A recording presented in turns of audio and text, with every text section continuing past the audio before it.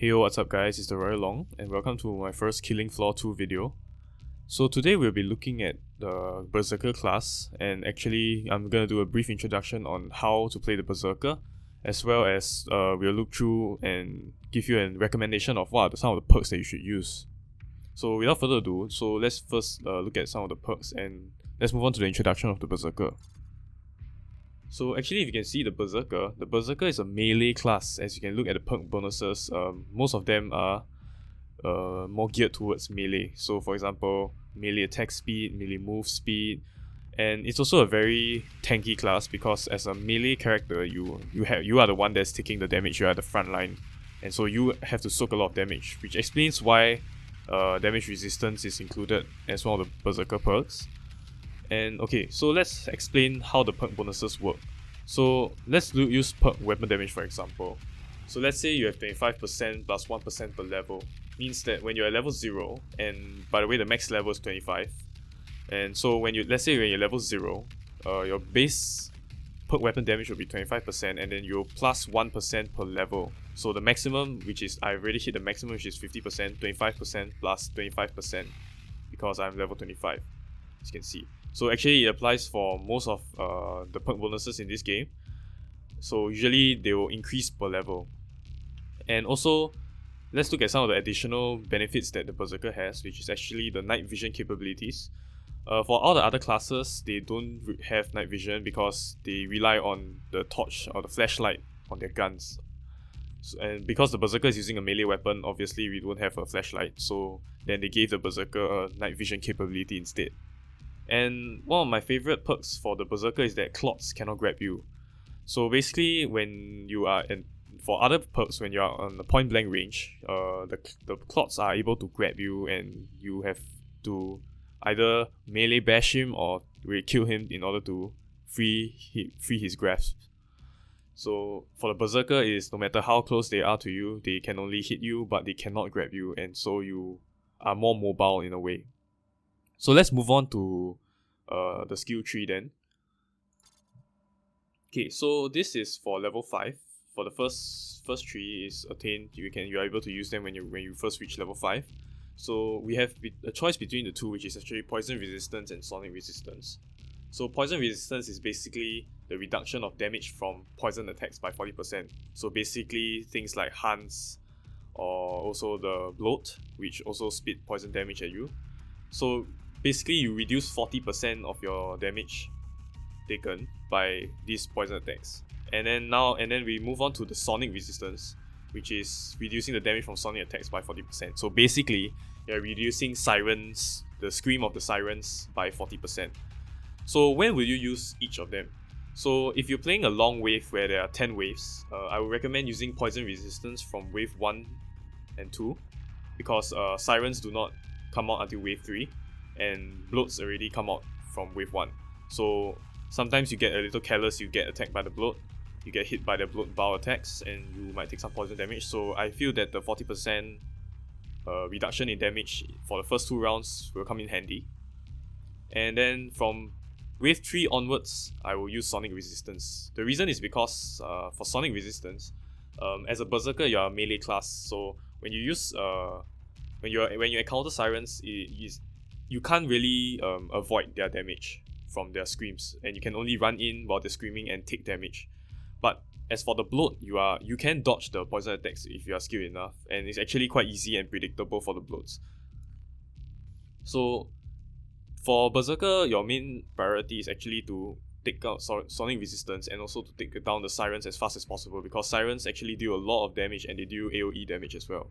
So having a 40% damage reduction from the siren attacks is actually really one of the most useful skills I feel for the Berserker.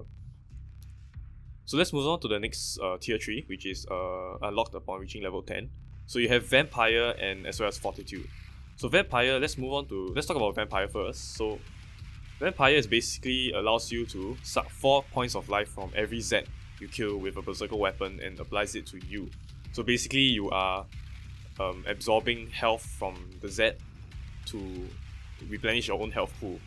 But the thing is, your maximum health pool will be 100 only.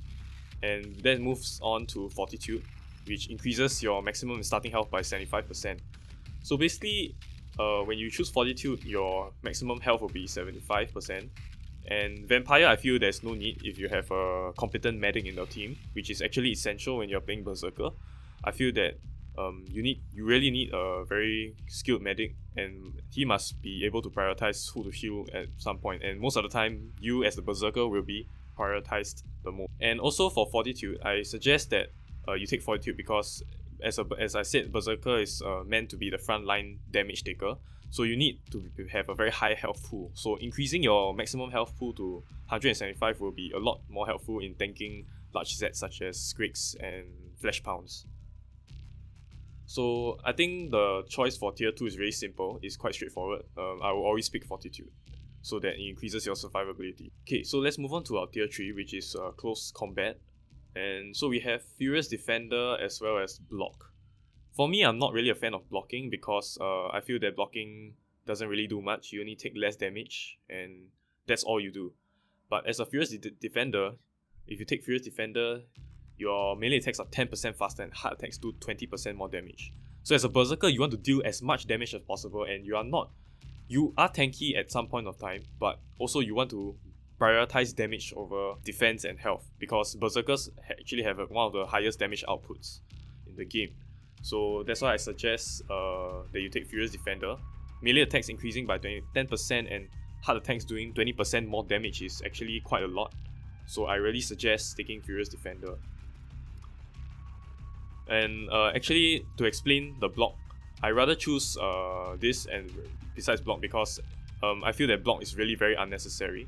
You can parry, which is a lot more useful. Parry takes the damage taken by you, given to you, multiplied by 0.2, while blocking only multiplies it by 0.5. So basically, if you block rather than parry, you receive more damage blocking rather than parrying. And parrying is actually not that hard. So I'll show you how to parry some of the large zeds in the subsequent videos. So be sure to check out my subsequent videos. Okay, so let's move on to tier 4, which is unlocked upon level 20. So we have parry as well as smash. So basically, let's look at parry first. Parrying an attack will increase melee attack speed by 15% and light attack damage by 30% for 4 seconds. And for me as playing, I main Berserker, I rather use hard attacks rather than light attacks because light attacks are only more useful for the small clots. So, and anyway, without the increased light attack damage, you are able to kill the clots with one hit using the melee bash anyway. So I rather take smash. So smash, what it basically does is hard hits do 25% more damage, and hard hits to the head have a high chance to knock big zeds down. So basically, if you use a right click using the Zweihander or the Pulverizer and you manage to hit them on the large zeds on the head, you have a high chance of knocking them down, which is always useful when your entire team are able to empty their bullets and weapons on the Scrakes and Fleshpounds while they're down. So then you're increasing the damage dealt to them. So knockdowns are actually really useful, especially when the large zeds rage. Knockdowns are able to stop them for a while and gives the team some buffer time for them to recover, reload, give some healing. So actually, knockdown to me, when playing on the higher levels such as Suicidal and Hell on Earth, are really very important. And lastly, we move on to our tier 5, which is unlocked upon reaching max level 25. So we have 2, which is Z times Spartan and Menace.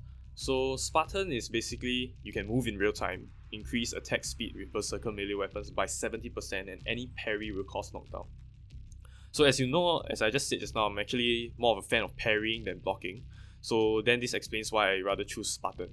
So basically, when you increase attack speed with Berserker melee weapons by 70% in Z time, you are as good as attacking in real time actually. So in Z time, when you increase it by 70%, you're actually dealing quite a high damage output actually. In Z time, you are also able to parry easier because everything is in slow motion, so you can time your parries better. Which also is better when you parry, you will cause a knockdown. And as I said, knockdowns are always pretty helpful. It's very useful when fighting large zeds because sometimes you don't only fight one, there are multiple zeds, so knockdowns can delay zeds, those large zeds as well, which will buy some time for your entire team. And for menace, they basically your Berserker melee weapon stun power is increased by 100% to hit hits, and stumble power increased by 100%. For stun power, I don't really believe that Berserker should be using stun power. I feel that some of the other perks such as the Demolitionist and the Gunslingers are able to do this, and Gunslingers are able to stumble as well. So I feel that the Berserker should be in charge of knocking down rather than stun power, which can stun power and stumbling, which can be done by other perks. And as the main damage dealer to large zeds, I feel that Berserkers should take advanced time Spartan.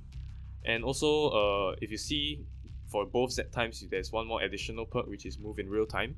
You see what this means is during a Z time when everyone is in slow motion, you are able to move as if you haven't slowed. So you see everything moving around you really slowly, but you yourself are moving in real time like normally. So for you it doesn't change, everything else slows down, which is always handy. So actually here we come to the end of our perk guide, and I hope you guys understand my choices for the perks.